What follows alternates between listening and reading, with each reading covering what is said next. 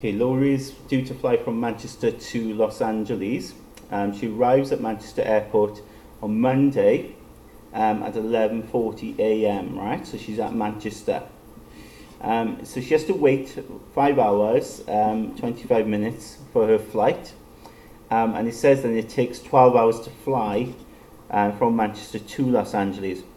And then she knows, it says the time in Manchester is 8 hours ahead of the time in Los Angeles.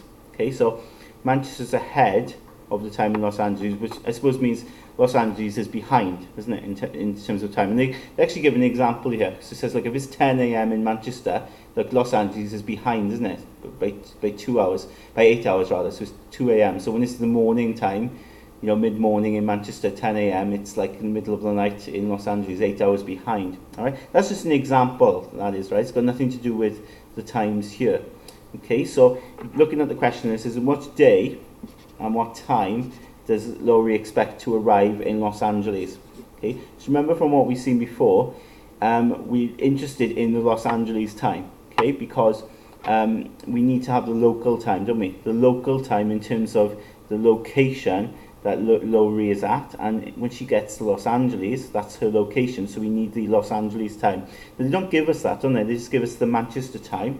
Alright, so if we start off with Manchester, okay, and Manchester time is 11:40, of course that is on a Monday morning, and then she has to wait, doesn't she, 5 hours 25 minutes. So if we add on 5 hours 25 minutes and to this, we can see what time the flight takes off.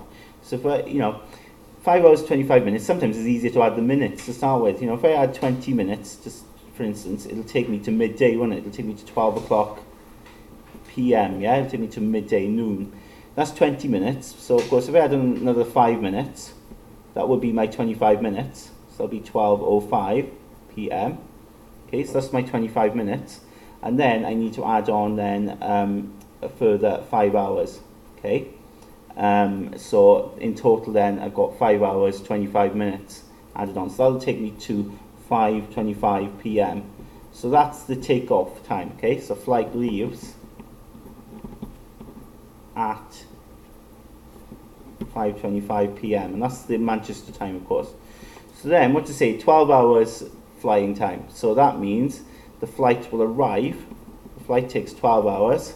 So we just need to add on 12 hours to this. So that's easy, isn't it? If you add on 12 hours, okay, with the AM PM clock, that'll just be 5:25 again, but that means AM time. So flight arrives at 5:25. But don't forget, this is Manchester time, right? She's in Los Angeles, but that's Manchester time. So 5:25 p.m. AM, sorry, of course that's the next day, so that'll be on Tuesday. Okay, but now we need the Los Angeles time. Okay, it's the LA time. Now, what to say? Los Angeles, remember, is 8 hours behind, yeah, because Manchester's 8 hours ahead. So we need to go back 8 hours from this. Okay, so 5:25 a.m.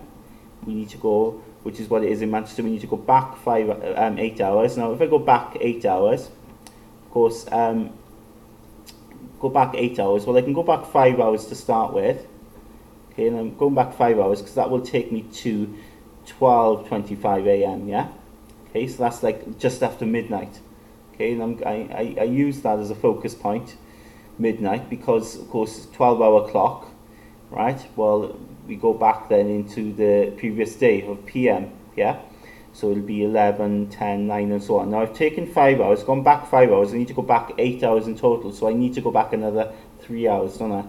Okay, so that'll be 8 hours in total. So if I go back 3 hours, so if I take 3 away from that, it'll be 9, won't it? It'll be 9:25, but of course that'll be PM, okay?